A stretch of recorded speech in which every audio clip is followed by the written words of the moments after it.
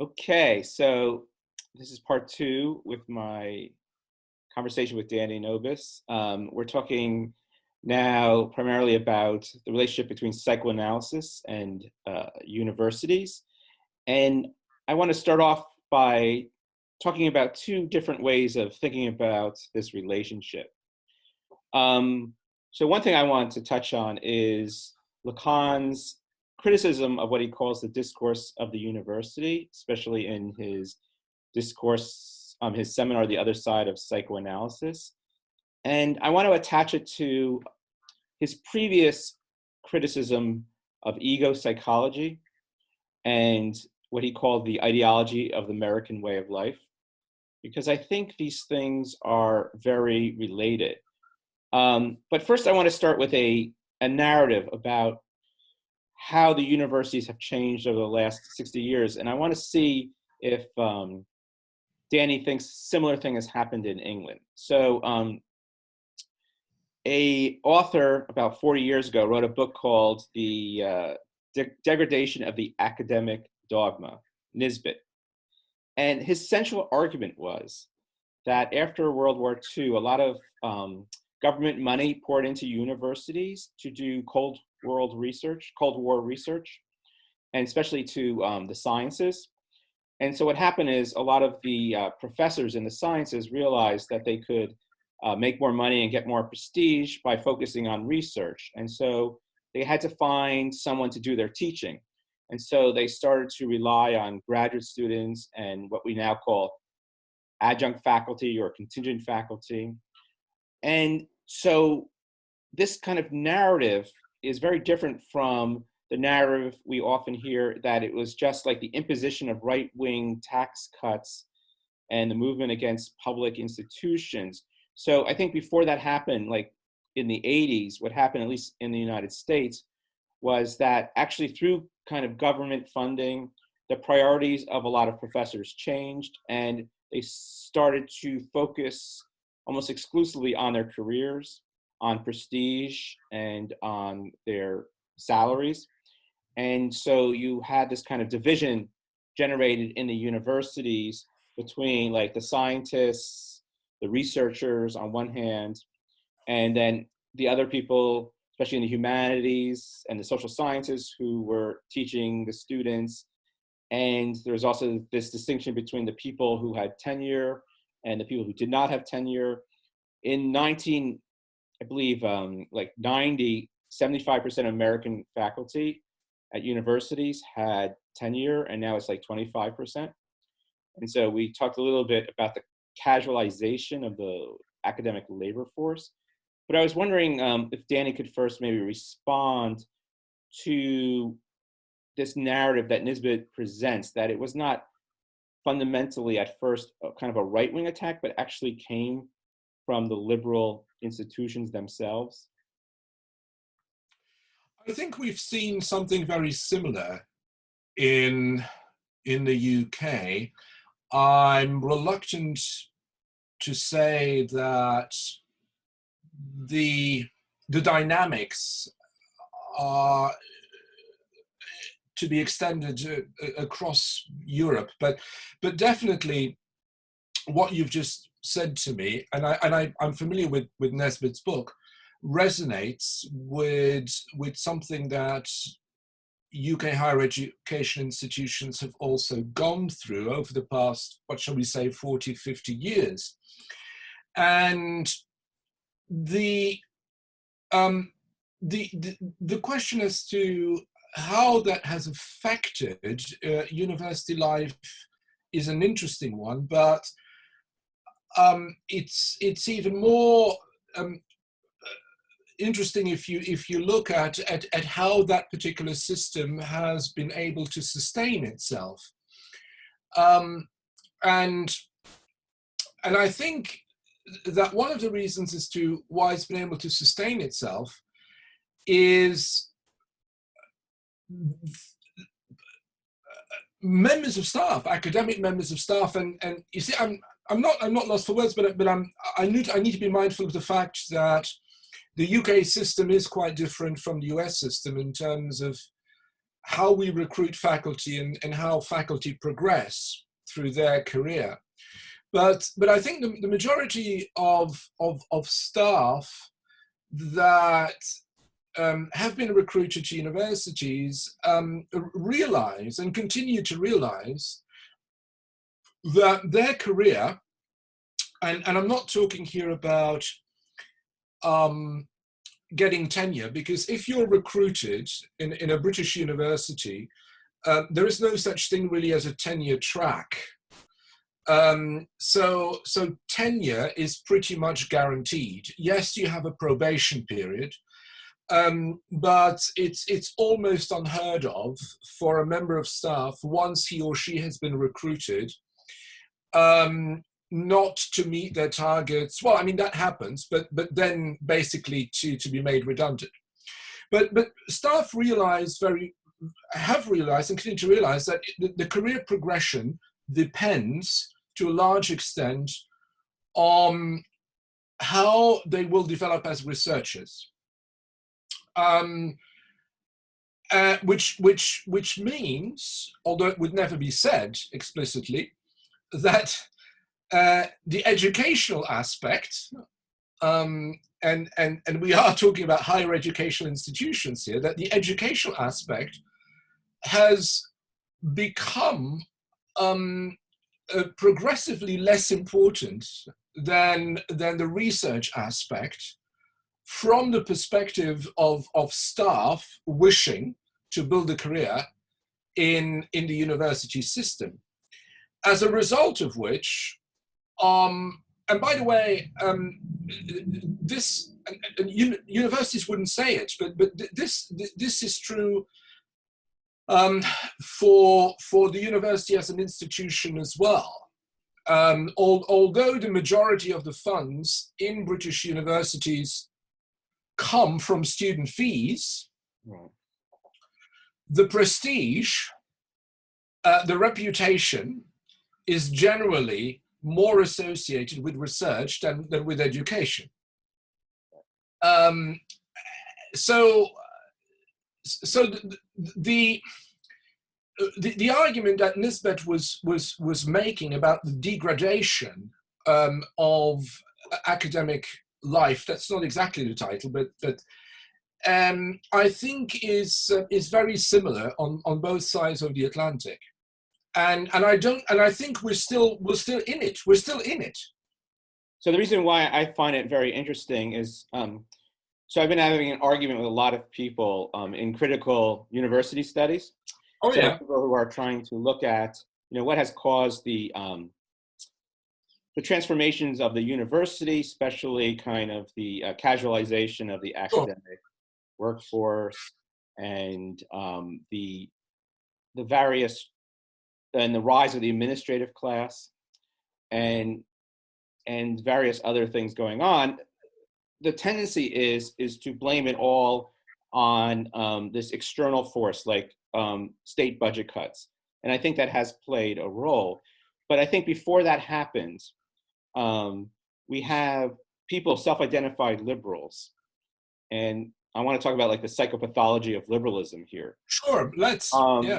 Who were so invested in their careers that they sacrificed the public mission of these institutions, but also it enabled them to look the other way and not see kind of the massive exploitation of graduate students and other non-tenured faculty. Mm-hmm. And so I think it's interesting. Chris Hedges, in his book, The Death of the Liberal Class, argues that liberalism basically sold its soul when all of these public professions, he says journalism, he includes like pastors, like church pastors, but journalism, academics, scientists, basically they became super focused on their careers, and they developed this professional middle class or professional upper middle class. And you saw this like in the Democratic Party in the United States. The politicians became less and less interested in the working class, and we're receiving their funding more and more from like professional middle class. And so while there used to be this closer connection between the Democratic Party and the working class and unions and labor issues, all of that was transformed. And I think we see this, with Clinton especially, and Tony Blair possibly, this kind of movement away from the liberal class, from the working class, and the protection of the working class. And that part of this has to do with this kind of psychology of middle class liberalism, this desire not to be associated with the working class, and the desire to achieve a more like upper class social status. And so you're caught between two different classes, the class below and the class above. And so the way to respond to this is to focus on assimilating to the dominant cultural discourse. And this is where I think Lacan's theory of critique of ego psychology comes in, because he argued that what happened after World War II was that a lot of European psychoanalysts came to the United States, and in order to be successful, they assimilated to American culture, but also took on like the professional status of the medical professions. And Freud clearly warned against this in his writing about lay analysis and for the future of psychoanalysis. He clearly saw the danger of the medicalization of psychoanalysis and the problem of what happens when psychoanalysis gets confused with biological sciences and with medicine. So I think there is this kind of parallel thing going on with like the development of ego psychology and with the formation of the liberal class within the university. Yeah. I don't know whether you want to talk more about ego psychology. We don't necessarily have to. But after all, we're here to talk about psychoanalysis in universities, not so much about ego psychology or Lacan's critique of it. But to come back to the casualisation, I mean, this is a problem that we've also had in British universities for many, many, many years. And although some institutions have tried to address the problem in various ways, it continues to be very high on the agenda of the unions here, because actually there is, and I wouldn't be surprised if it's going to happen, there is an expectation that it's actually only going to get worse. And one of the reasons as to why it's going to get worse is precisely because of the neoliberal ideology in which we live, and which has regulated universities in this country now for a great many years. So we haven't reached a point yet where academic lecturers are on 0-hour contracts, but I wouldn't be surprised if that possibility is real. What does that mean, 0-hour contract? Well, a 0-hour contract is a contract that an employer issues to an employee without giving that employee any guarantees that he or she will ever be employed. So basically, the employee needs to make him or herself available in the likelihood that work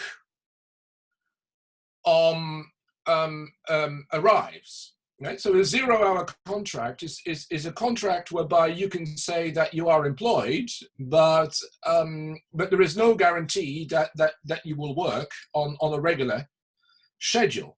You have to wait for your employer to say, I need you to come over.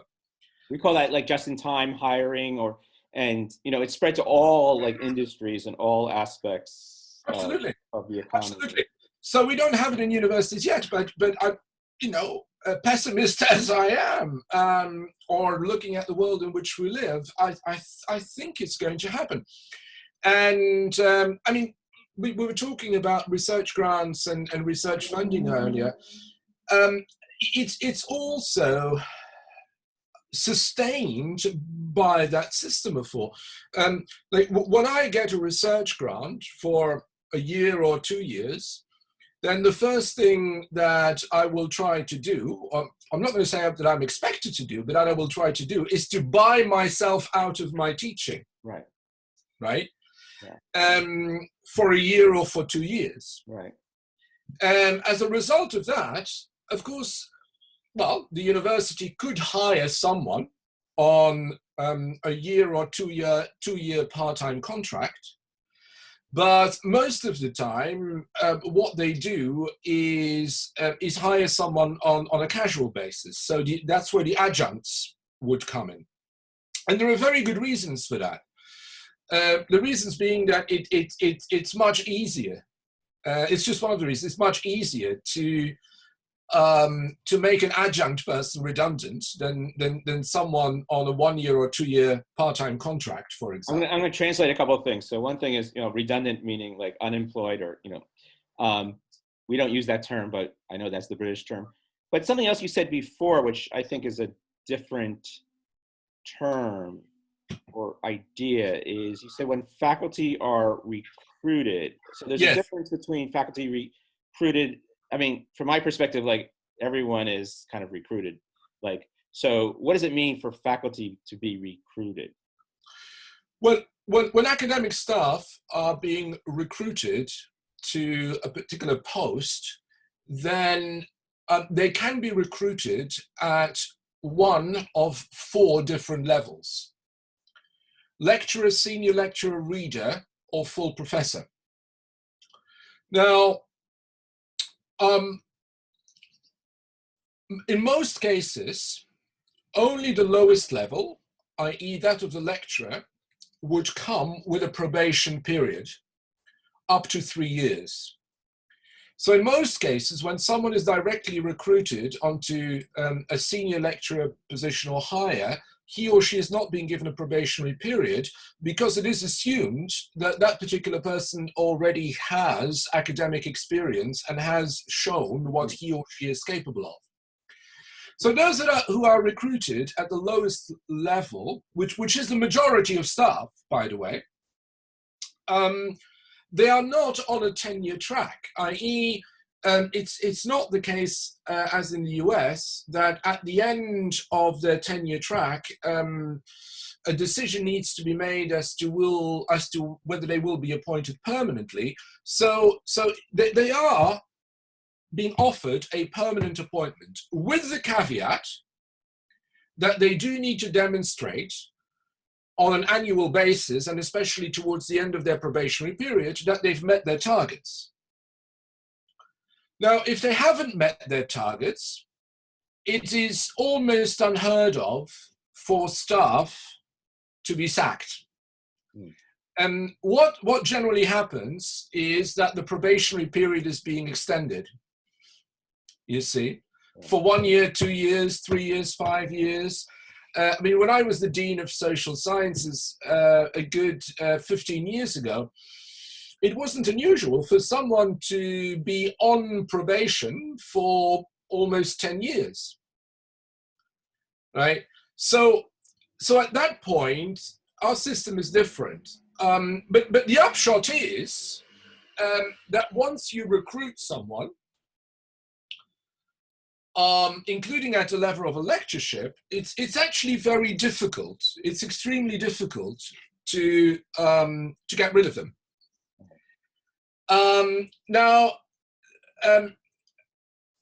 I make it sound as if that's a bad thing, and sometimes it is, sometimes it isn't. But at that point, our system does differ, and actually, in other European countries, it can be extremely difficult for members of staff to be hired on a permanent post. But once they are, I mean, in Germany, you have the status of a civil servant, for example. Right. So it's the same in Belgium. So your status is that of a civil servant, which means that it is, unless you are caught red-handed stealing pockets of money from the university, it's almost unheard of for someone to be sacked. Do you have any idea, so broadly, what percentage of faculty in the UK system have like job security? Well, it's, if by job security you mean the percentage of people who are on permanent contracts, I would probably say that it's about 70%, 70. Now, what I didn't say earlier on is that a permanent contract can be terminated for other than disciplinary reasons.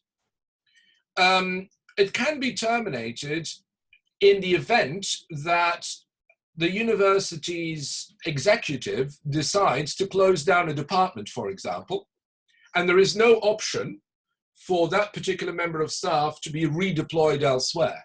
We have the same thing with people with tenure. I mean, in certain economic situations, like closing down a department, if the job goes away completely, then they can, even if they have tenure. So, okay, so one way I want to address this issue is I want to talk about Lacan's discourse of the university. Sure. I've been obsessed by this for like 30 years, and, really? and I've been like, writing about it, thinking about it, and each time to prepare for this, I started to reread it again, and in English, which I guess I had recently. The last time I read it, I guess it was in French, and it's a little bit different in English, but. Sorry to interrupt, Bob. Just a quick remark. I think of the 4 discourses, potentially 5, that Lacan wrote, the university discourse has probably attracted the least amount of commentary. Am I wrong in that? I mean... Yeah, I think maybe, I'm not so sure. A lot of people present all 4 of them. And I think that with a lot of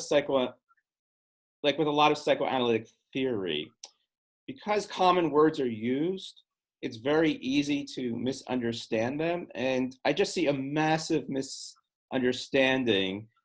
My basic philosophy is there might not always be one right way of interpreting something, but there often are wrong ways. And I often see these terms being presented in a very problematic nature. And so when I do hear people talk about the University of Discourse, I think it's often just equated with common understandings of academic culture. But I think Lacan is going with something much bigger there. And so one of the first things I was trying to look at is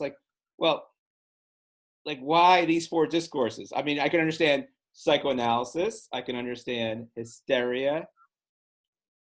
Discourse of the master, if you take it in terms of the fundamental discourse, then it kind of makes sense, foundational discourse. He goes back and forth, and it's easier to see in French between basically the discourse of a master, or of a master class, or of a master, or of the master-slave dialectic, and then the master discourse, meaning the fundamental determining discourse. And so there's a kind of a ambiguity there that opens up a lot of misinterpretations.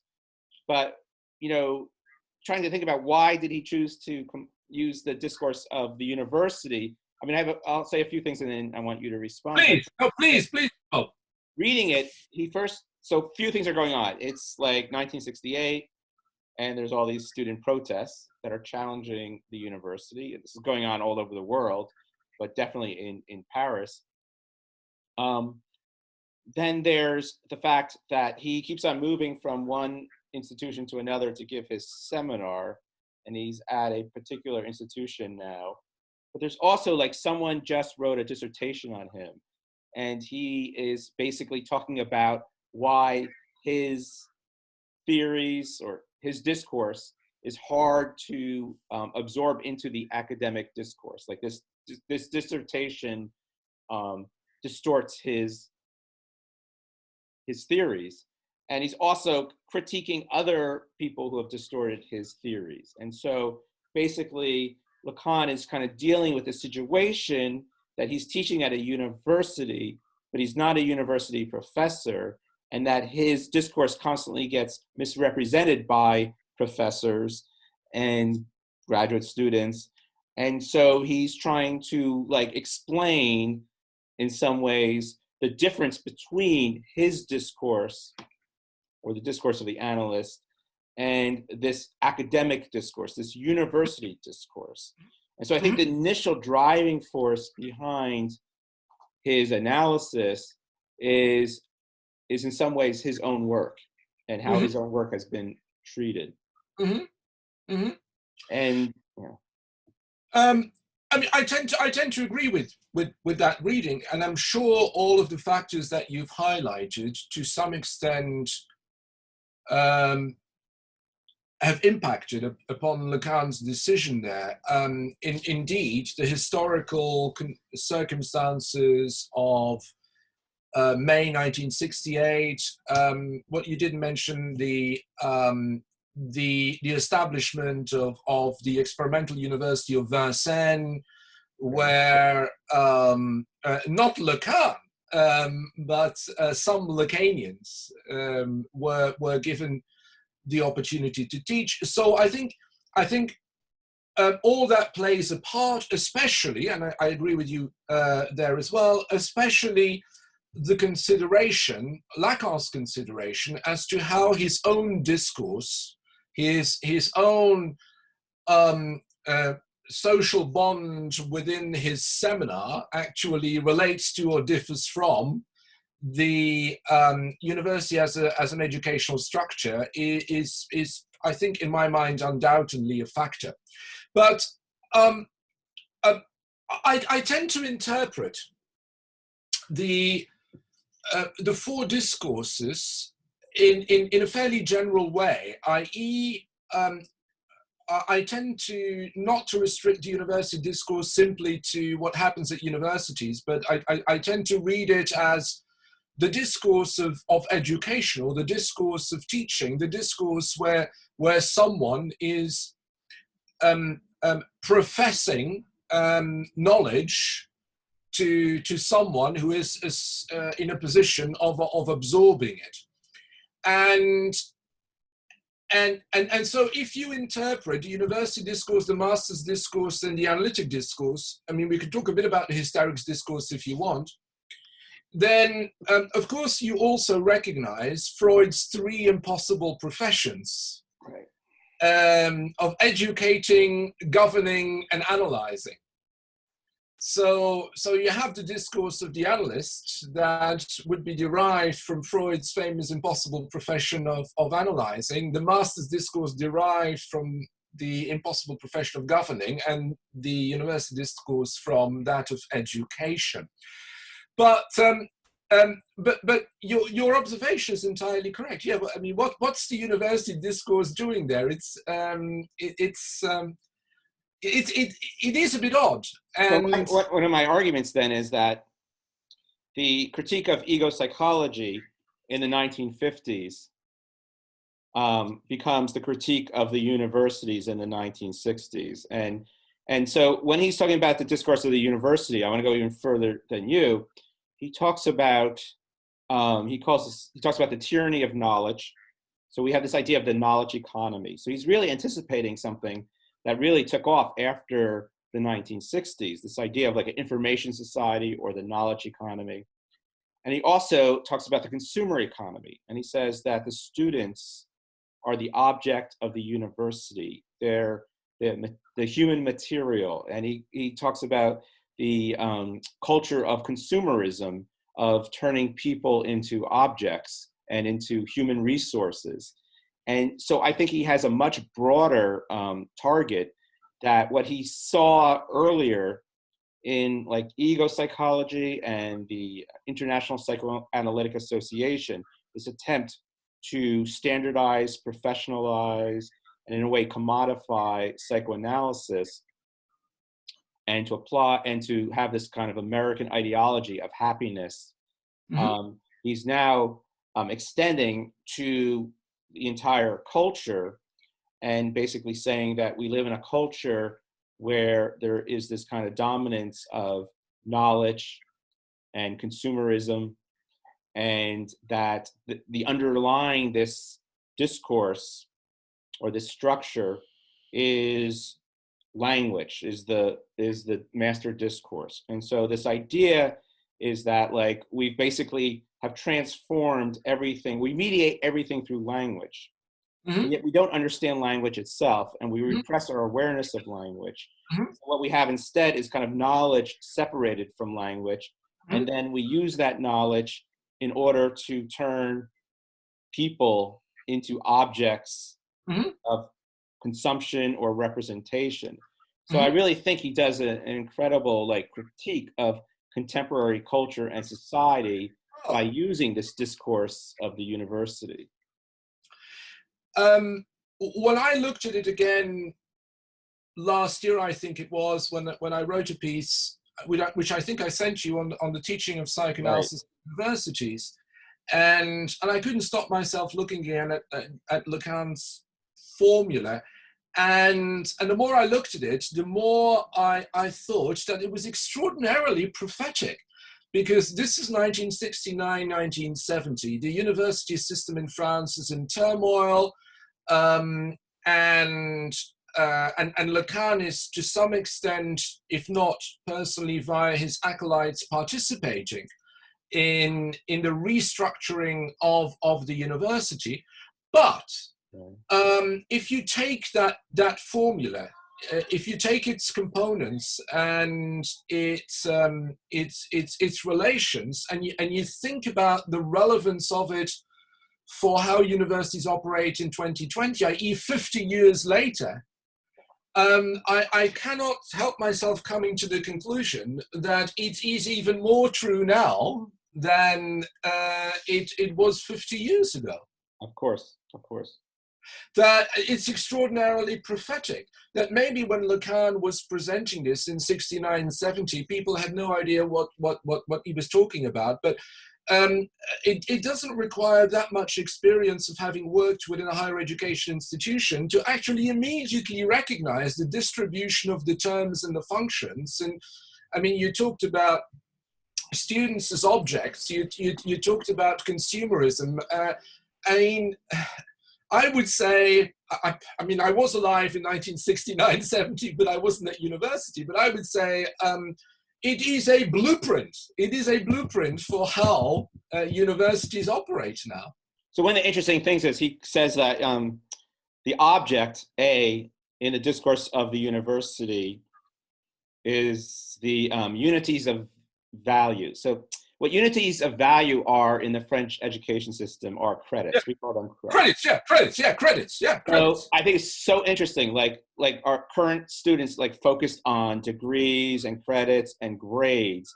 I think what he's saying is, like, the system turns these students into, like, grades, credits, and degrees, and students see themselves that way. Like, I've had students tell me, you know, I'm an A student. Why didn't I get an A? I am an A, you know, and so their identity is totally defined by this, like, social judgment or calculation about their value. And at the universities, it's kind of the form of capital is to give people credits, units, degrees, grades. That's the capital of the university. So what's going on is that the scientific basis of the university, if we think about it like in modern science, is being combined with this capitalist system where everything is being turned into a commodity, and in turn people identify with that commodity, and so they become the commodity, and so then their whole identity is wrapped up in their grades, their credits, their degrees, because society has socialized them to see that as, like, the foundation of the kind of education system and social system. I've heard exactly the same in my institution, Rob, so I can totally relate to that. And just to add to what I think is absolutely tragic, but to add to the tragic picture, I, as a university teacher, have also been told that I need to adjust my teaching to the credit value of certain courses. Which means that if I decide that a particular course will be taught, let's say, 2 hours every week with a seminar attached to it, then someone out there is going to say, no, you can't do that, because it's a 20 credit module, and 20 credit modules need to be taught on average 2.5 hours a week. It doesn't matter what I say in those lectures. What matters is that students have 2.5 hours a week contact time in lectures. Now, why is that? It's because students actually calculate how much an hour of teaching is worth in terms of the credit value that they have chosen with their particular module. It is insane. It is absolutely insane. So something else that is connected, and I don't know what's gone on in the UK. So as more and more faculty are not on the tenure track, right? Yes. They're considered like teaching-centered positions, and they're judged primarily often by student evaluations. Mm-hmm. And so the way it works is teachers know that in order to get high evaluations and to retain their jobs or to get promotions or salary increases, they have to get good student evaluations. And they know that the easiest way to get a good student evaluation is to give high grades and to not challenge students and to keep them happy and comfortable. So we return to this idea of Lacan saying the ideology of the American way of life is the ideology of happiness and of social conformity. And so the faculty are forced to conform to the system and to conform to the demands of the students, because the students are mostly concerned with grades. And so the faculty have to give the students high grades in order to keep their jobs. And so that's one way that the system perpetuates itself. And so then it becomes very difficult to talk about critical subjects, to talk about uncomfortable subjects, to talk about like psychoanalysis, a counterintuitive discourse in many ways, because people want to basically, get the highest reward with the least amount of energy and the least amount of tension and conflict. And so if science is about like discovering new things and basically not relying on what you already know, then it seems like the whole university discourse is counter to that, because in the university discourse, it's kind of like knowledge is already there. Mm-hmm. And the idea then is to create like happiness or to create satisfaction through the value system of credits, of grades, of degrees. And so it seems like the whole university system has like moved against like modern science, or the original foundations of modern science. Well, if by science you mean a spirit of discovery, if you mean critical thinking, if you mean the belief that questioning answers is more important than answering questions, then I haven't seen that in my institution for a very, very, very long time. It's not part of what students, who of course also in a sense commodify themselves. I mean, they make themselves into cogs in this discursive system. It's not what they want, it's not what they expect. Now, to pick up on your first point, I haven't had a proper salary increase in a long time, because I consistently receive very poor evaluations for my teaching. And the reason why I receive poor evaluations is, one, I'm not making this up, right? It's going to sound totally absurd, but this is the institution in which we live. One, I actually, in my lecture, say things that are not mentioned on my PowerPoint, right? So I do not write everything on the PowerPoint so that students can just copy it.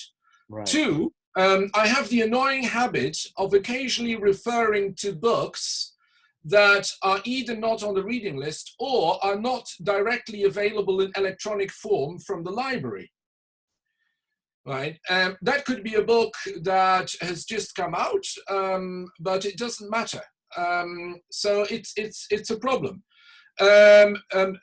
Three, students believe that.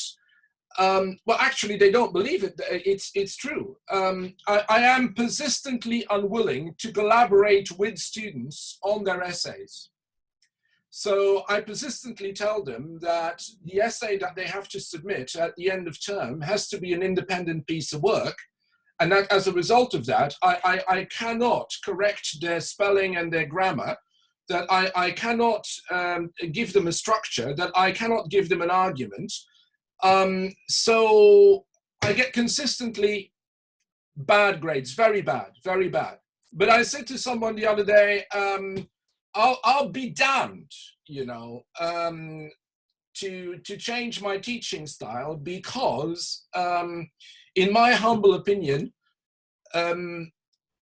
we should not be selling out to this type of commodification of knowledge, and to this type of negotiating and marketing degree results or grades. So what, you know, I just saw, I was looking at a book I wrote, and you wrote the blurb too, so I guess you saw it or something. But I read it, Bob. I read it, and I've read the other ones that you published in the Palgrave Pivot series as well. So in my book, Freud for the 21st Century, one of my main arguments is that Freud's theory of science, especially, you know, articulated in Totem and Taboo, it's very clear. He says science is about giving up on the omnipotence of thought. It's of like being humble or accepting the limits of our knowledge.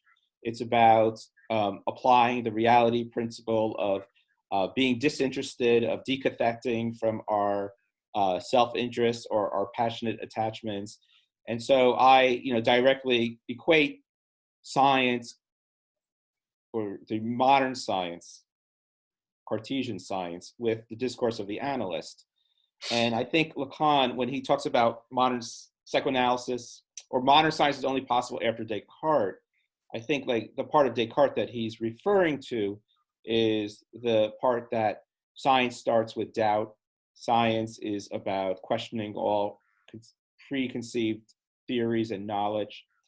And so the tyranny of knowledge in the discourse of the university is the exact opposite of the discovery of knowledge and of the questioning of knowledge. And that, you know, education should be about questioning knowledge, discovering knowledge, and it should not be about like memorizing knowledge, or, you know, reading off PowerPoints and memorizing PowerPoints and taking tests about PowerPoints, because that knowledge is already there. And that's why knowledge is in the place of agency in the discourse of the university.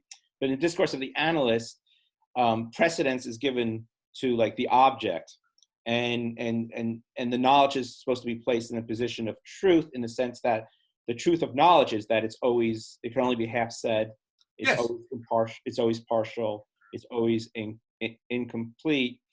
And so there is this real tension between the university, the discourse of the university, and the discourse of analysis.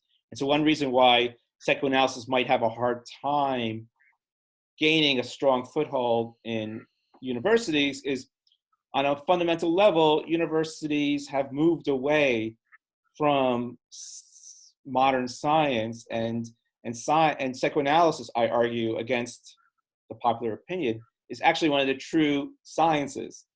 Like, people attack psychoanalysis for not being scientific, but if you look at, you know, the modern, you know, definitions of science in Bacon and Descartes, it's like only psychoanalysis is actually scientific. The other sciences are often pseudosciences.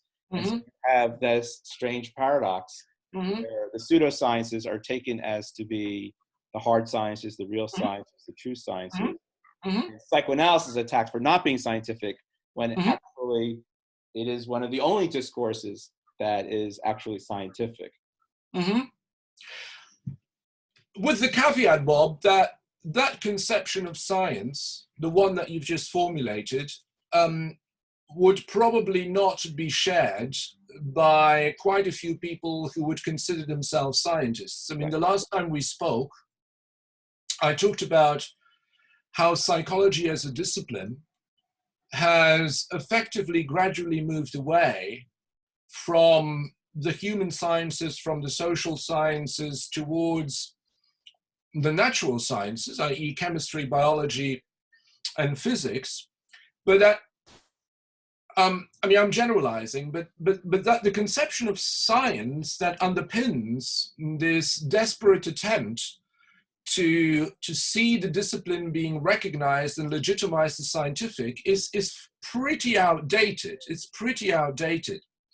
So your conception of science is a really interesting one, but I'm not sure you can, quote unquote, because that's what it's all about, of course, you can sell it to people who are actually convinced that no, that science is about the good old correspondence criterion of truth, you know, that science is about finding an absolute correspondence between what is in our heads and what exists out there, which of course is excuse my French, it's bollocks. Because it's impossible. It's something that you can only arrive at asymptotically. I mean, Ian Hacking wrote a wonderful book a good 30 years ago on how what we call evidence in conventional science is actually probability. Right.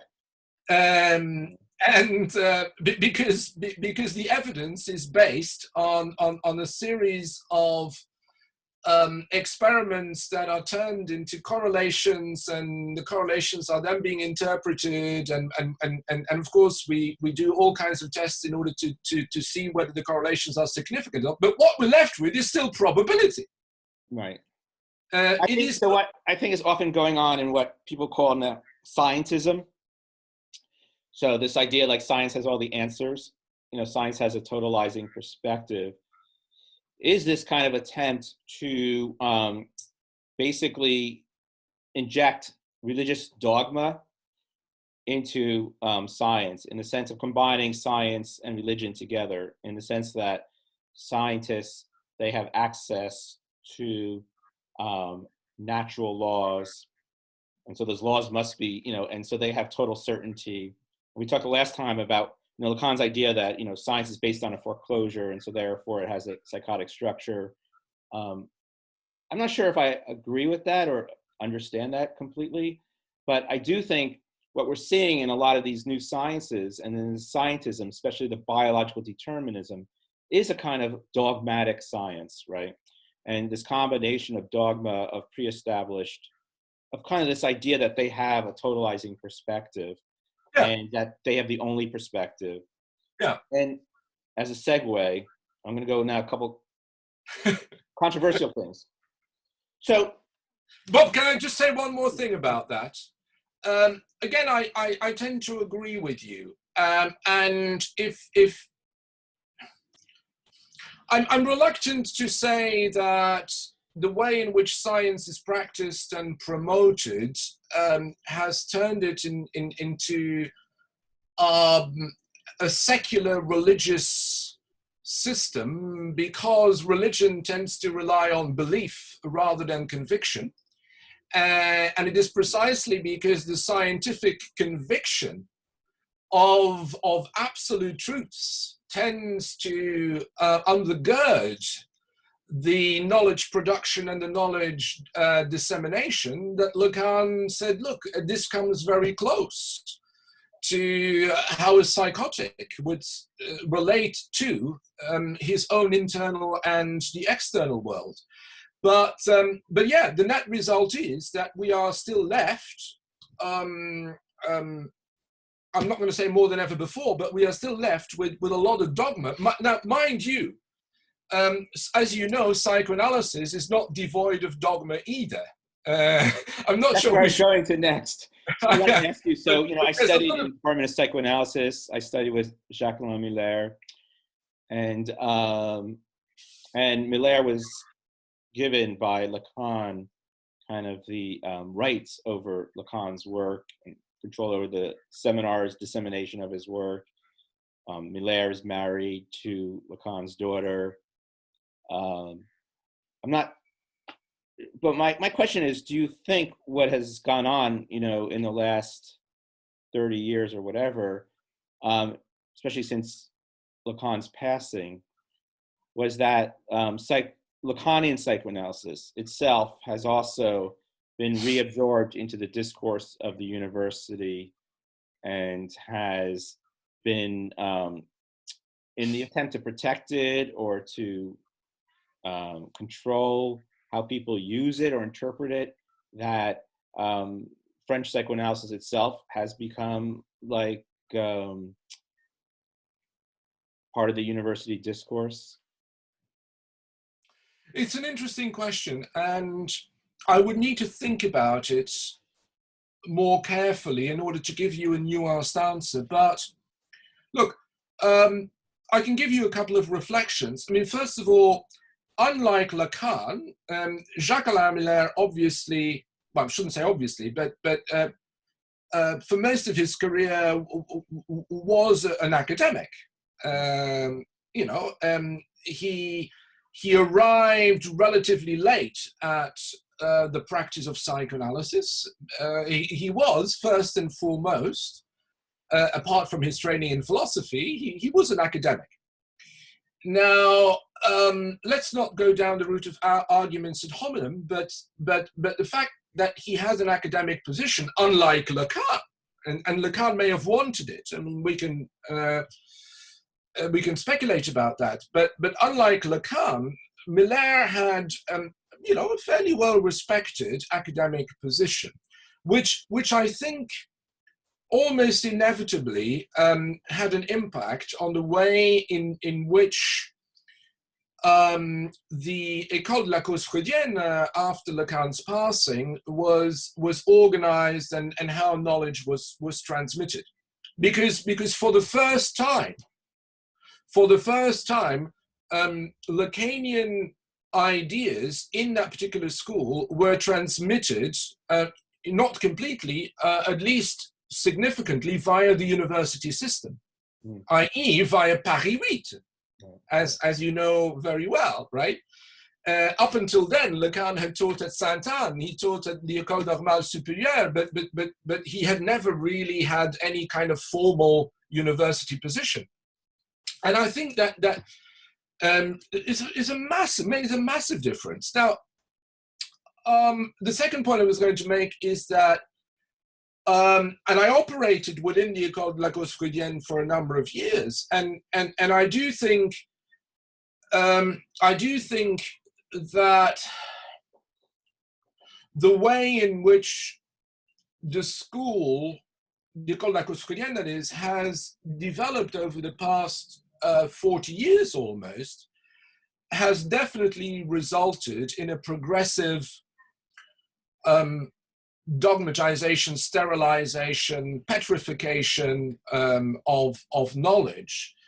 Why that is, well, it may have something to do with Miller's own position. It may also have something to do with the fact that, as you see so often, that when a discipline or when knowledge is under threat, its occupiers tend to close the rank and tend to not only isolate themselves, but tend to construct themselves into what they believe is the actual dogma, as a result of which, you have all these exclusions, who is out, who is in, and et cetera, et cetera.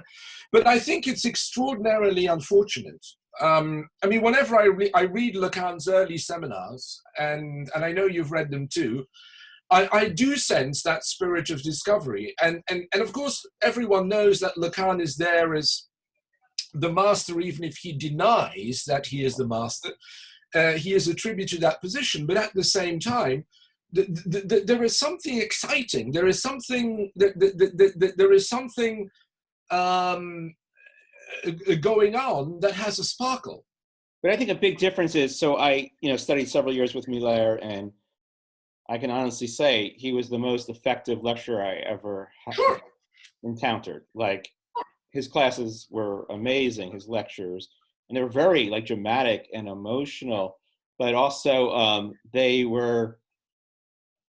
totally came from a position of total knowledge, in the sense that he had all of Lacan in front of him. And one of the strategies he would use, like, over and over again, and it was very effective, I think, for me, is like, one week he would convince everyone, like, if you want to understand the symptom, you take a concept like the symptom. He said, you have to understand it as imaginary. And you'd walk out of that lecture and you go, oh my God, I always thought symptom was like a symbol or sign, or, no, it's imaginary. And then the next week he'd convince you that's completely wrong perspective. It's actually symbolic. And you go, oh yeah, that makes total sense. Yeah, I was totally wrong. And then the next week, no, it's of the real. And so he would run every concept through this movement of the symbolic to the imaginary to the real. And it had this very kind of like linear structure in a way. And this idea that the end determines the beginning, in the sense that, oh, it's only the later Lacan that is really important or true or vital. And so people would fixate on the end of Lacan's teachings, and also the end of analysis, and everything became focused on the end, right? And I remember like being in class and a student, like saying how she traversed 3 fantasies last week. And I was like, possibly 3 in 1 week.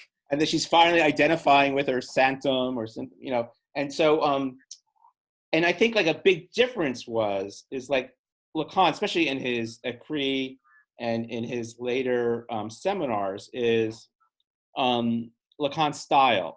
And Lacan's style was, and I think, Lacan said this a couple times himself, I don't know if that's valuable, but he said, like, he doesn't teach from the position of the analyst or the university, but from the position of the hysteric. And I think what he means by that is that Lacan tried to, in his style, was to basically combine form and content, and to make form part of the content, like a poet. And so Lacan would use all these word plays, and use all these multiple meanings, and jump from one association to the other, and to really highlight the kind of the play of letters, the play of sounds, as a way of highlighting the materiality of the unconscious. And so, but also, as he would say, is to delay the time for understanding. And when he moved to knots, it had a kind of a similar thing of, it kind of blocked the easy understanding of his students. So it's funny, we're talking about like student evaluations. Imagine what student evaluations Lacan would get. Well, it's kind of like, I was just thinking about it. So, but I think so. This style was a disruptive style. Yeah. And one way I define hysteria and the relationship between hysteria and art, and I don't know if there's any credence to this, but this idea of when the form is taken as part of the content. So what a lot of artists do is they highlight, like language, or painters highlight like color or paint or the materiality of the art. And so what happens in hysteria is like the body, in a way, becomes the material, and that ideas are expressed through the materiality of the body. And one of the things that Lacan tried to show in Joyce, I think, was this kind of dominance of like the materiality of the signifier in Joyce's writing, and a kind of a subversion of meaning and of understanding for a preference for the play of the signifier. And I think that, Miller doesn't have any of that. He's a very logical, coherent lecturer, and he approaches Lacan's work, for good and bad, I think, in that way. And I think that what Lacan then did was he had this performative aspect where he really tried to not just talk about the unconscious, but perform the unconscious. Mm-hmm. And that disrupted the academic discourse, the desire for understanding, and even like, the use of knowledge, as agency, because while Lacan did present, these formalized conceptions of different things, he also was like a poet, and he approached like teaching this weird combination of like science and poetry. And I think that that's what's kind of missing from like the post-Lacan, like Lacanian, teaching or discourse. I mean, what you said, I never had the pleasure of attending any of Lacan's lectures. I could have, I was still relatively young when Lacan died, but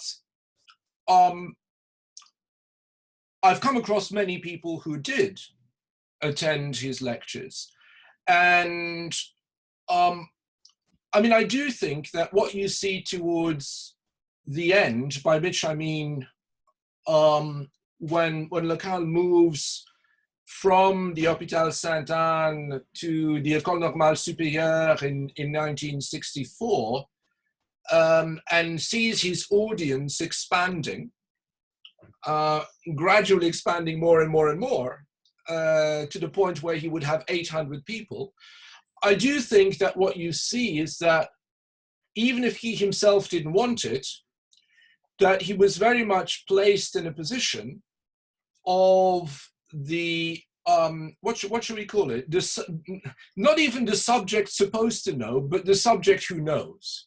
Right. I.e., rarely, if ever, do you come across instances in the transcripts of the seminars or people who went there where there's a genuine discussion or a genuine interaction about one or the other point, as a result of which, although the poetry is still there, and although Lacan's style by no means complies with the standard university position, what is being transmitted, and we are talking about transmission here, what is being transmitted is very much knowledge, as a result of which you get more people who just absorb, you go away and you absorb without necessarily questioning.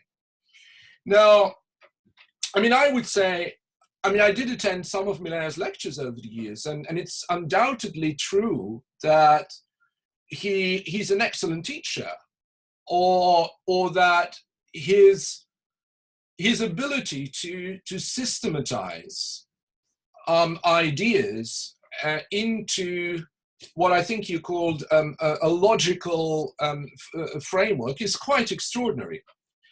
But that does not imply, or at least it hasn't resulted in what I would call any kind of creative, innovative questioning. Another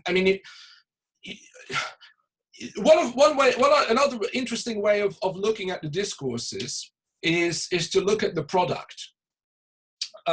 Because the product, as you know, Bob, in the discourses is actually what falls out of it, and what cannot be recuperated within it, right? So in the master's discourse, what causes a problem in the master's discourse? It's the object A, that you cannot really recuperate into this symbolic order. What causes a problem in the discourse of the hysteric, what falls out of it, is knowledge. So if there's anything that is being done from the position of the agency in the hysterics discourse, is this constant, relentless questioning of knowledge. Patient says, help me. What shall I do? What am I going to do? What am I going to do? And as a therapist or as an analyst, you may feel inclined to give him or her some advice. And as soon as you start to go say, no, I can't do that. Help me. Okay, try again. And it's never going to work. Well, it's the knowledge of the other. It's not the knowledge of the self, right? The knowledge placed in the position of the other. Of course, yes. But at least let me ask you a really question. I'm sorry, I didn't prepare you for these questions, maybe. It's all right, Bob. So something I've really struggled with for seriously 30 years, okay? So Lacan's argument that knowledge is the jouissance de l'autre, is the enjoyment of the other. And the start of the 17th seminar on the four discourses, it's all about the relationship between language and jouissance. And so one of the huge difficulties with Lacan, teaching Lacan, reading Lacan, is the term jouissance. To start off with, especially for the English audience, because the primary, so I went to France. My French wasn't that great. I mostly had reading French. Most of my French I knew was from Lacan and Derrida. That's the French I knew. So then I get to France, and I start taking courses and study with Miller. And so, I learned a lot of stuff on the street and just, interacting with people. But, it was clear to me, like the primary definition of jouissance in French is orgasm. Mm-hmm. So when we translate into enjoyment or pleasure, that's very different. Like, oh yes, Americans don't think of enjoyment as orgasm. No, pleasure. But British people even less so. Yeah, there you go. We still prefer hot water bottles. Yes, exactly. So that's a huge problem, just translating Lacan. But it's also, once again, maybe one of the powers, the poetic power of Lacan, and his ability to highlight the materiality of the unconscious is partially using terms that have multiple ambiguous and often contradictory meanings, which force you then to think about what they could possibly mean and to think about the materiality of language. But come back to this question of then what would it possibly mean, the jouissance of the other, in knowledge of the jouissance of the other? Yeah, I can tell you how I've always interpreted it. And what I'm about to say does not lay any claim whatsoever to absolute truth, because that would obviously completely contradict what we've been talking about. So the best I can do is to relay to you my interpretation of that phrase, which I think appears in Seminar 20 somewhere, if I seem to, or is it in Seminar 17? Anyway, it doesn't matter. It starts off in Seminar 16, and then he uses it a fair amount in Seminar 17. Right. Okay. Yeah. All right. It doesn't matter now. I mean, it appears in a number of different places, right? Right. I've actually always interpreted it in a fairly abstract way. You're going to say, all right, even more abstract than it already is.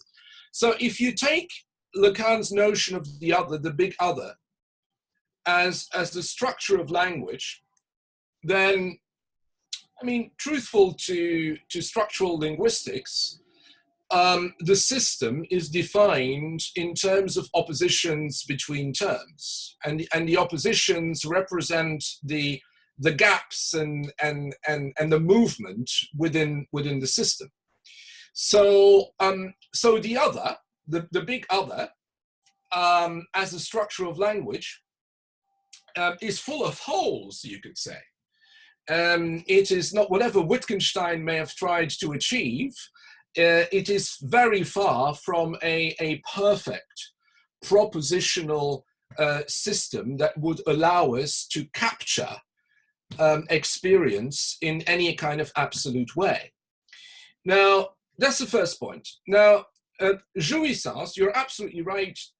It's difficult to come up with an adequate English translation, and actually, as so often with Lacan, I think in this case too, we have to avoid coming up with definitions, because Lacan's terms are often not definitional.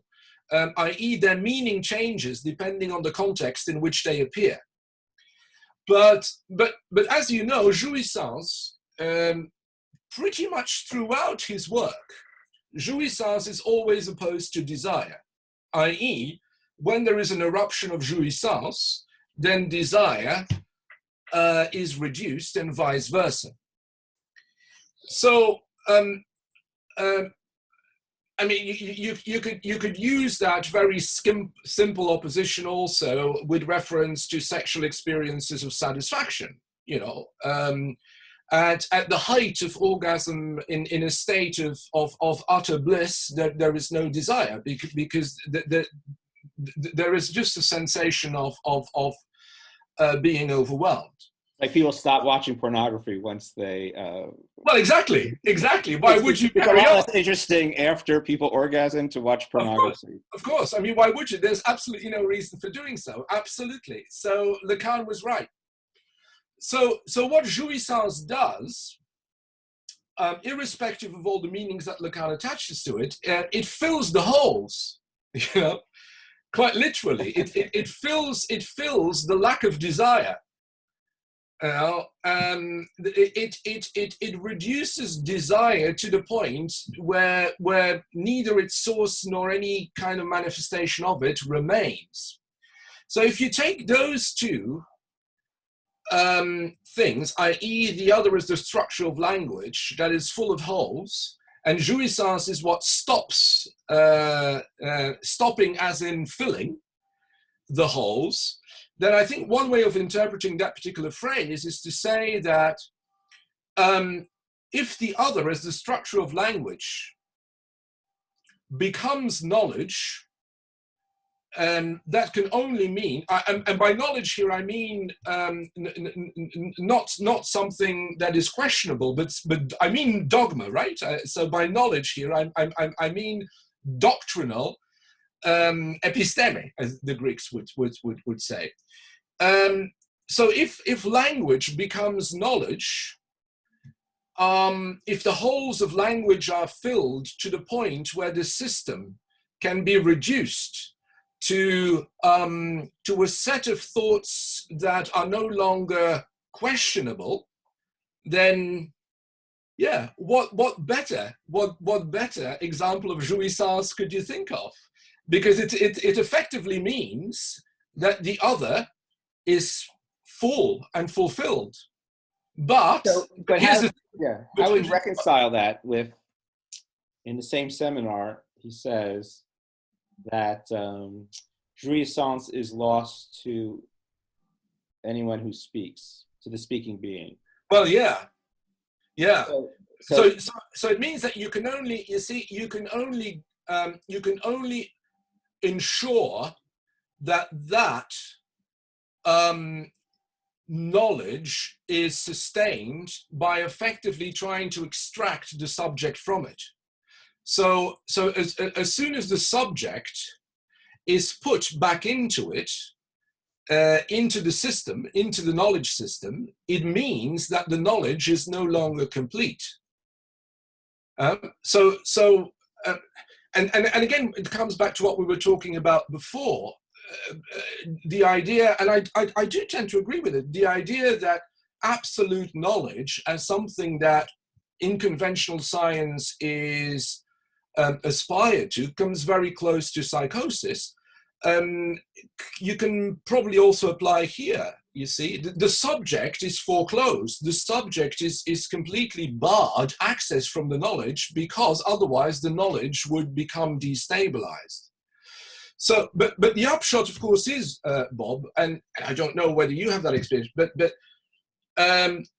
although this absolute knowledge and the satisfaction that it guarantees is something that is aspired to, it's actually not particularly interesting because you can't move. You can't do anything with it. Well, it's already there, I think. Well, it's there, but it has acquired, or so we think, it has acquired the status of a fact, and because of that, it's not interesting to engage with it.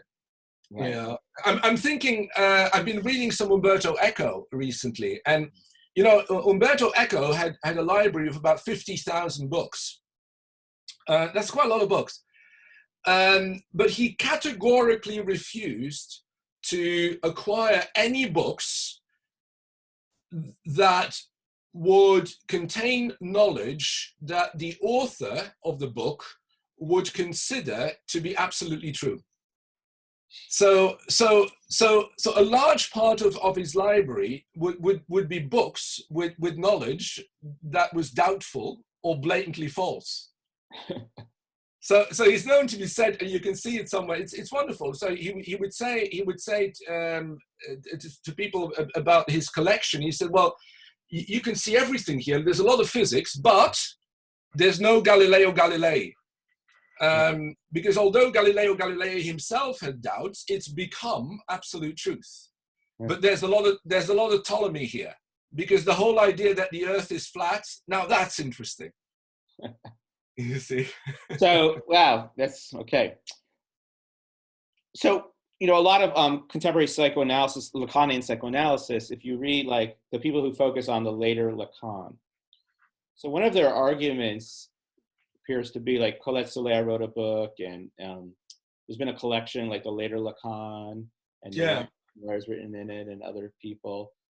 And so one of their arguments is that the Lacan of the real, or the clinic of the real, based on the later Lacan, argues that basically the unconscious, you know, finds jouissance in language, and so it's no longer, the unconscious is no longer about, you know, representation or meaning or even desire, because it's about the kind of like the jouissance of the other, in the sense of language being a source of enjoyment and jouissance. So, so you know, what do you think about that perspective? Like as a clinician, do you think that, you know, what does that perspective mean for like interpreting dreams, or for, you know, working with people? Like, have you thought about that? A little bit, and I'm familiar with the books that you referenced, and I know indeed that quite a few people, including Colette Solaire and others, have spoken about the real unconscious as opposed to the symbolic unconscious. I mean, my perspective of this is from my position as a clinician. My perspective is that whether you consider it symbolic, real, or even imaginary, why not? The unconscious generally manifests itself as a disruptive force, and i.e., it catches us out, especially when we don't particularly like it. Now, as a disruptive force, it doesn't have to be either symbolic or real. It depends from which angle you look at it, right? I mean, the disruptive force of the unconscious as this body of thoughts that manifests itself when we are asleep or when we least expect it. Yes, it draws on thoughts and representations, and that's the symbolic side of it. But that doesn't exclude that the very but the very moment of disruption could actually also be real. I.e., that when we as subjects are confronted with how once again our unconscious is playing tricks on us, why should that be exclusively symbolic? I have had patients over the years who have presented dreams to me who in their structure were undoubtedly symbolic, but who which dreams that were symbolic in their structure, but that in their impact on the subject state of mind were undoubtedly also real, Right. by which I mean pretty traumatic. So I'm not sure, and again, I'm not saying that this is the one and only reading, so I'm not sure that one excludes the other. It just seems like the movement often is on the focus of jouissance, and the real is to sometimes like eliminate the whole concern for interpretation, significance, Yes. or meaning. Yes. That Yes. it was just, yes, enjoyment, then it's devalorized. And so what I see is, like, I like to look at all of Lacan, but what I see is this kind of movement on focusing on the later Lacan. It kind of almost of invalidating the earlier Lacan. And I find the earlier Lacan maybe even more like helpful and productive than the later Lacan. And so, and I wonder what that means, like, in analytic practice, if this focus on jouissance instead of on like desire and signification, if that how that manifests itself like clinically, it's definitely the case. Sorry to interrupt you, Bob. It's definitely the case that the early Lacan, and I think we agree that the early Lacan is the Lacan from the 1950s, right? The Rome discourse, function, feature, field of speech and language. That the early Lacan, despite his style, seems to make more sense theoretically, clinically, than the late Lacan. And in my own clinical practice, there was definitely a time when, for all kinds of reasons, because it takes a while to get through Lacan, there was definitely a time when I practiced, I would say, as an early Lacanian. And what does the early Lacanian do? Well, the early Lacanian deciphers. The early Lacanian, I can't remember now whether Lacan would use the word hermeneutics, but the early Lacanian tries to find, much like the Freudian, tries to find the hidden meaning behind the symptoms, you could say. So the Rome discourse talks a lot about interpretation as deciphering, as looking for the text behind or underneath the text. And at some point, Lacan realized, and that's of course, you could say, where he's operating a hysterical discourse on his own knowledge, where he's questioning his own knowledge, he realizes, I can't remember exactly where, that this type of approach is perhaps not nearly as analytically productive as it could be, because replacing one meaning with another meaning is not by definition emancipatory. With the added complication that if the new meaning has emerged as a result of the analytic process, you actually give the patient a reason for being alienated to the analytic process. But I would say, even starting in the seminars in the Ecries from 1950s, I mean, he's pretty consistent in talking about the analyst being an empty mirror, or the analyst not feeding the desire for understanding, or for the analyst to be like a Zen master.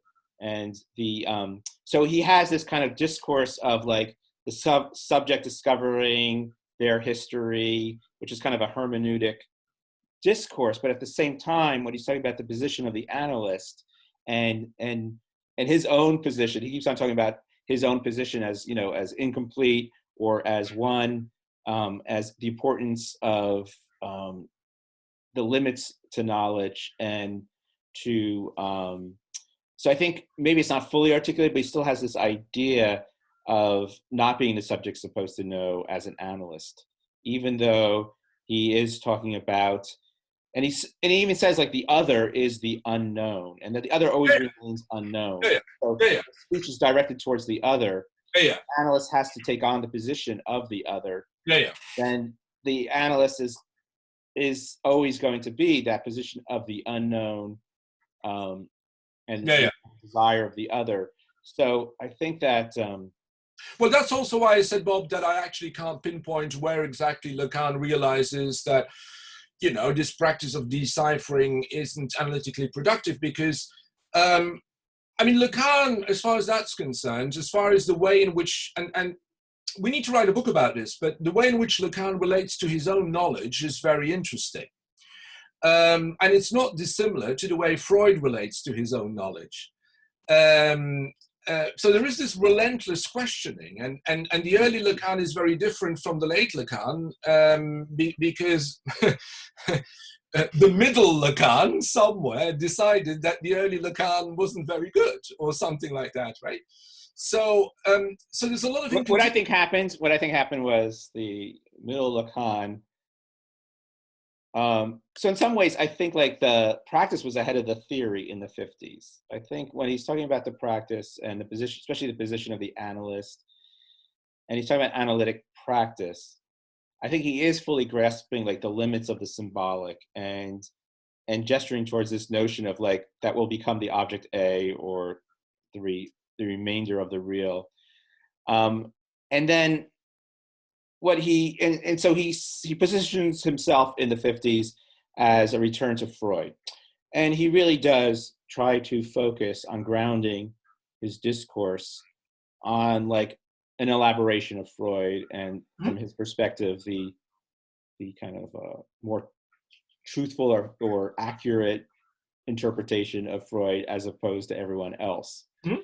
And then in the 60s, he becomes more and more involved in formalizing his own theories, like the symbolic, the real, the four discourses, the object A, and turning to like topology and mathematics in order, there's less and less mention of Freud and more, kind of mention of his key concepts, and then formalizing those concepts. And it's kind of like Lacan formalizing Lacan and creating a separation in a way from Freud.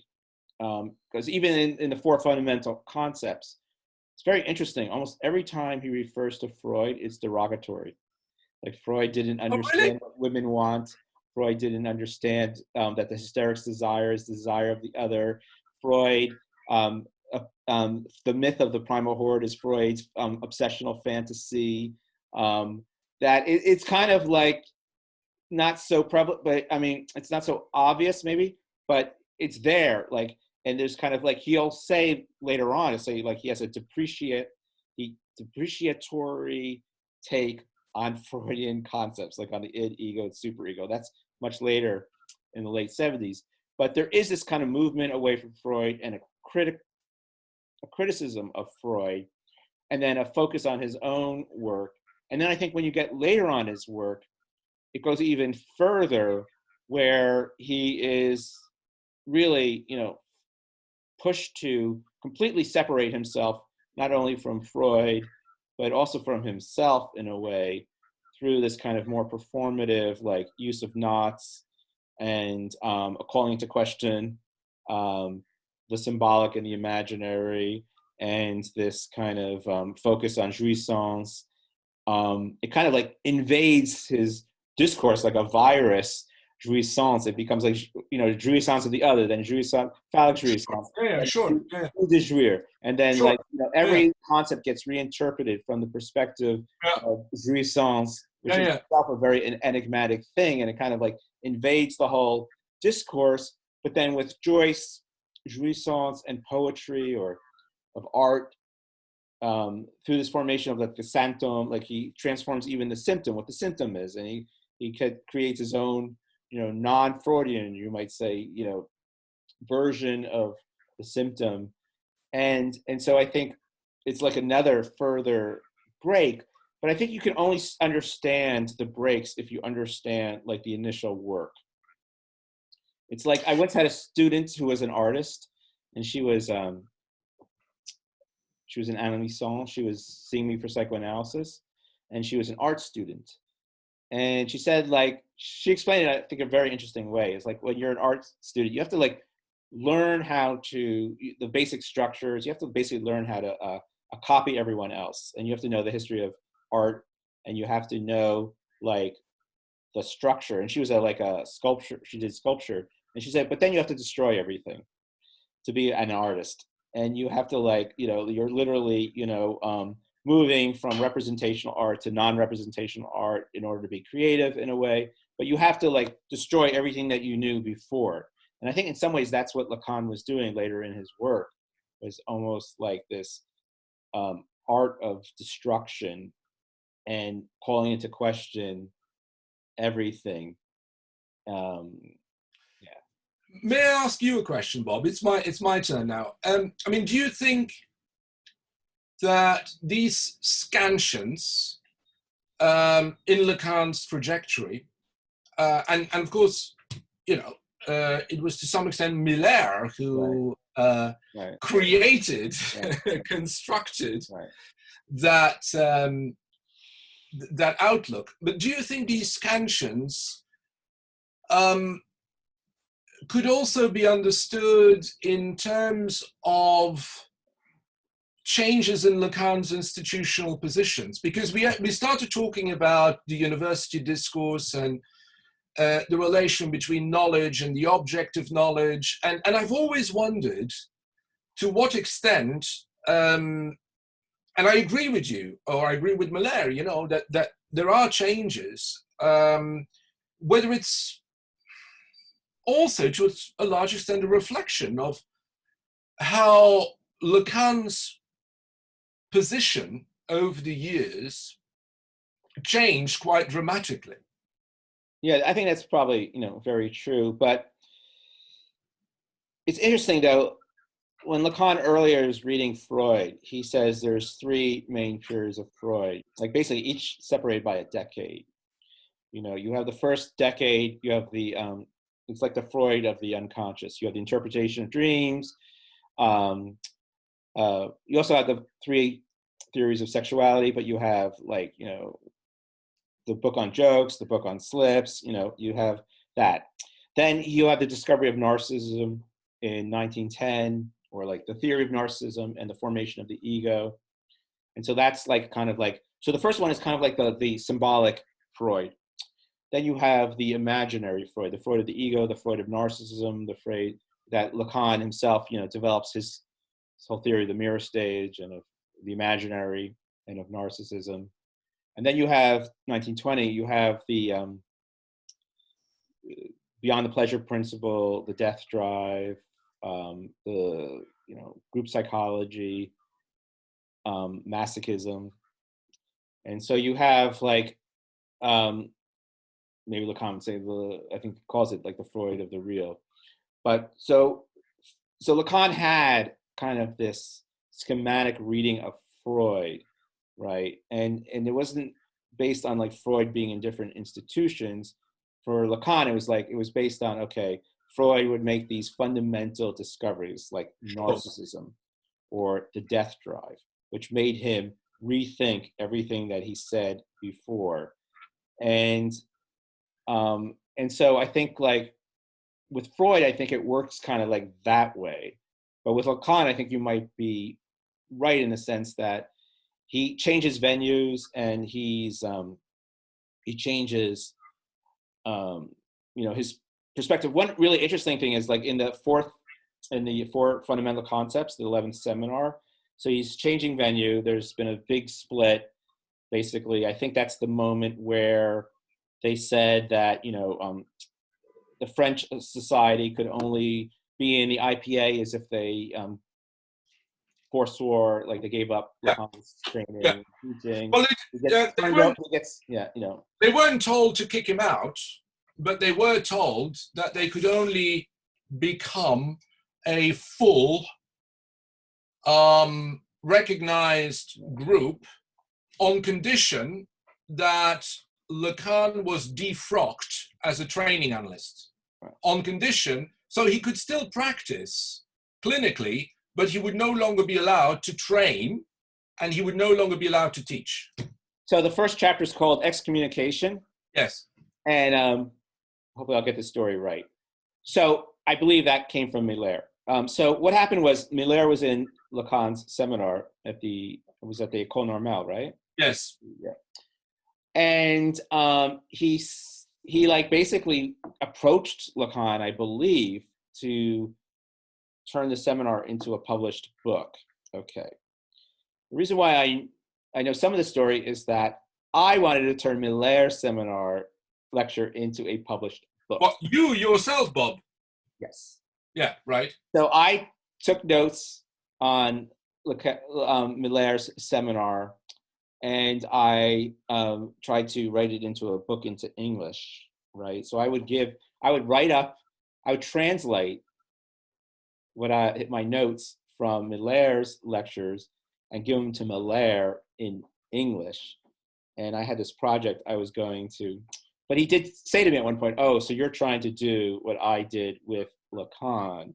Like I started to, do this, and then it eventually became like, this is like basically how Miller got his position with Lacan was by starting to put together in that seminar, right? But the reason why I'm saying all this is the names of the chapters, I believe, are completely from Miller. Yeah. I'm pretty sure. So the first one is called Excommunication. And what's so interesting about that chapter is Lacan really presents himself as this victim of an exchange, right? That he was betrayed, and like he'll attack the people that betrayed him throughout the seminar, right? But that he was betrayed by these people who he had helped to train, or that he was closely associated with. Right. And so, but he presents himself as like this. There's this dramatic element to it, in the sense that it starts off with him saying that, he's been betrayed, he's been an object of an exchange, he's been, and then he talks about like hysteria as this notion of what the hysteric is protesting against is being an object for the other. And I think that's very interesting that he's seeing his own treatment from the perspective of the hysteric, that he was an object of exchange, and that he was exploited or betrayed, and that, Again, with the added proviso, and I'm not quoting here, I'm not even paraphrasing, but with the added proviso that the object of exchange here is not so much an object of desire, it's an object of jouissance. Well, in the sense that when Lacan criticizes the way in which he has been betrayed at the hands of his own people, what he's alluding to, in my humble opinion, is that he did become an exchange object, but the exchange object only served the purpose of somehow ensuring the satisfaction, the jouissance of those who wanted to give him up. Right. So, the same difference plays out in the hysterics discourse, as in, we're using hysterics discourse in a very broad sense here, but being an object of desire is generally not a problem. But realizing that you become the object of someone else's satisfaction, you see, that's pretty problematic. Right. And I think Lacan plays also to some extent on the disparity between these two sides of the object. But I can't remember what I was going to say now. So you offered to Jacques-Alain Miller to translate and get his seminars, or at least one of them, published in English. and I assume he refused. I don't know exactly what happened. I don't remember exactly. Maybe it was too traumatic because I spent a lot of time on it. But it's more like it fell apart. I mean, I'll tell you another really interesting story. I think it's interesting. So in 1992, 3, I was teaching in Ohio. Okay, someone named Mark Rocker, he started this I know Mark. program, in literature and psychoanalysis. At Kent State. At Kent State. And I was there. And so I went to the library at the Cleveland Institute of Psychoanalysis. It exists. And, it's like clearly not a very well used library, but I'm looking through stuff and I find Freud's copy of Lacan's dissertation. So Lacan sent Freud his dissertation and no one ever knew where it was. Oh. And so apparently someone from Cleveland, a psychoanalyst, was at a some type of market fair in London. What's the name of the big flea market in London? Well, we've got a few, but Portobello Road. I don't remember. I knew at the time which one, and so I looked at it, and there's an inscription from Lacan to Freud. I think that someone has a copy of that, but anyway, and it had some scribbling. It wasn't read that much, but there was some scribblings in German by Freud in it. What? Yes. So I went to. I had this thing. I actually had taken it out of the room. I was at a cafe. I had it, and I was like, "Oh my god, I should just steal this. What should I do?" And of course. At that moment, you want to become a criminal. Of course, it's worth going to prison for. So I caught Mark Brocker, who I'm working with, and he says, "Oh, you should call up Miller because I think he's gonna build a Lacan museum in Paris, and see." And so these people didn't know what they had. They didn't know what it was. They basically barely knew who Lacan was, the people in the library. And then once they got contacted by someone in France that they wanted, it was all of a sudden super valuable, and they didn't want to give it up. They basically didn't want to give it up for any price. So it's still there, probably. Are you saying, Bob, that it's still there? Probably. I mean, this is, a long time ago, but yeah. Wow. I should go back and steal it. Okay. I should go back to Ohio. Because I know you're interested in the history of Freud and these things, and it's kind of Well, yeah, and I have certain bibliophile tendencies as well, and on a more tragic note, as you know, there is no such thing as a Lacan archive. Yeah. So we talked earlier on about Miller's position of knowledge. Over the years, I occasionally tried to enter into a debate with Miller, but because he is literally the custodian of Lacan's materials, he can and has generally said, well, actually, no, you're wrong, because I have this document in which is stated so and so. And end of conversation. Because, this particular document, I mean, let me tell you a story now.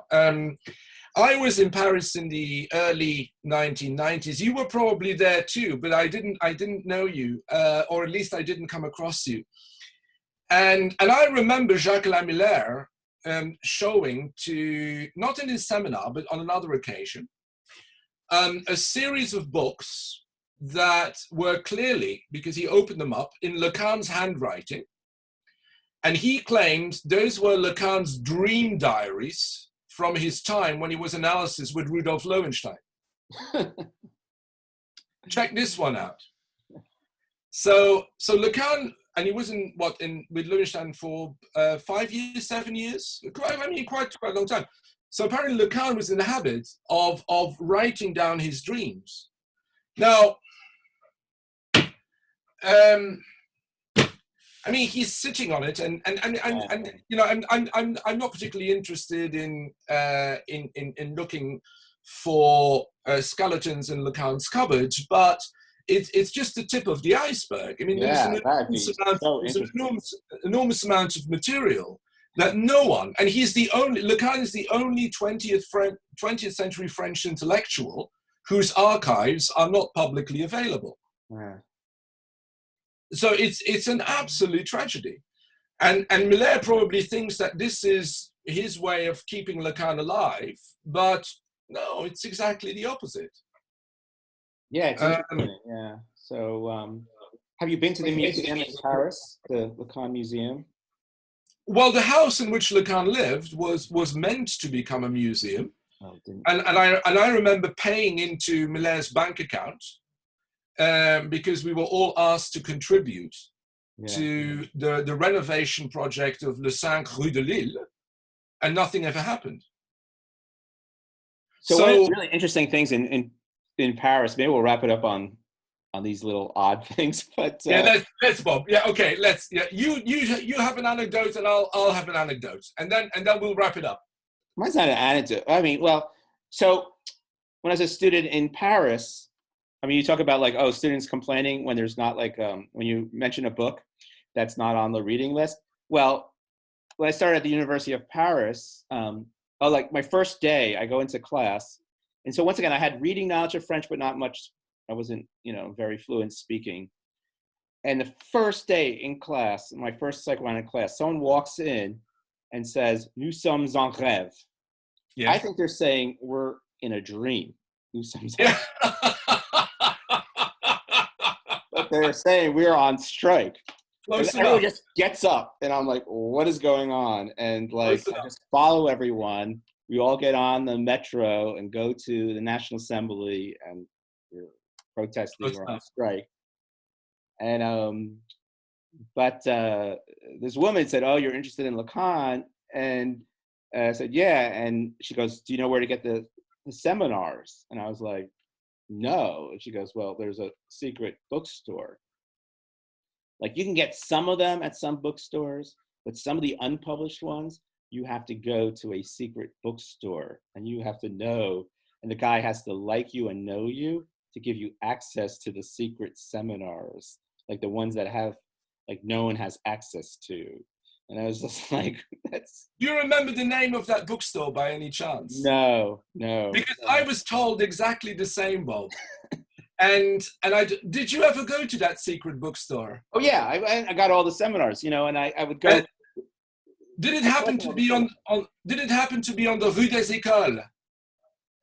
I know one on the Rue des Écoles that I used to get some of the seminars. There's a couple there. I used to live on the Rue des Écoles, but there was another one somewhere else, right, a little bit more off the beaten path, that had some of the ones that were not at the other store. Yes, of course. I mean, yeah, everyone was talking about the samizdat, the pirate versions of Lacan's seminars. We talk about like the object A as the hidden treasure, like of course. Yes, of course. For the class that you have to like, go through some secret society to locate where these books are, and someone has to, agree to let you see them or purchase them.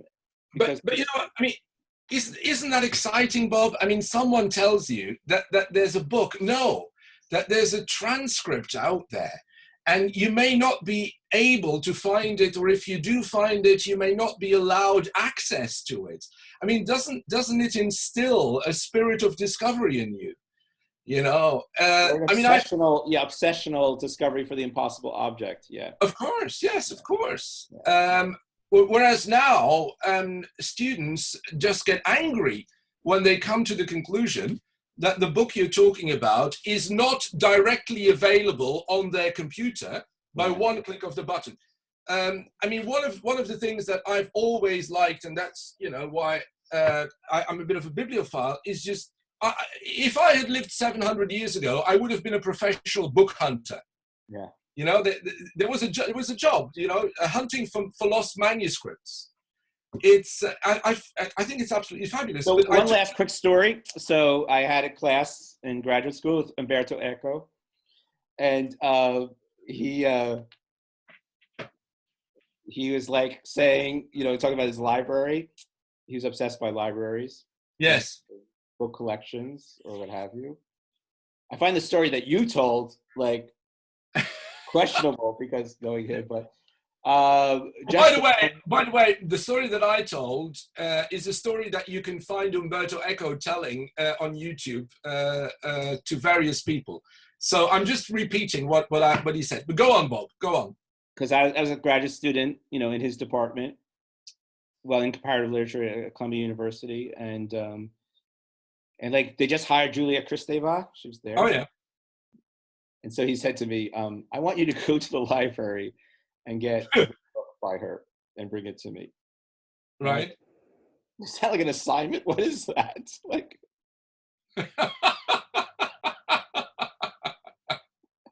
was this after? No, of course, it was after the publication of The Name of the Rose, right?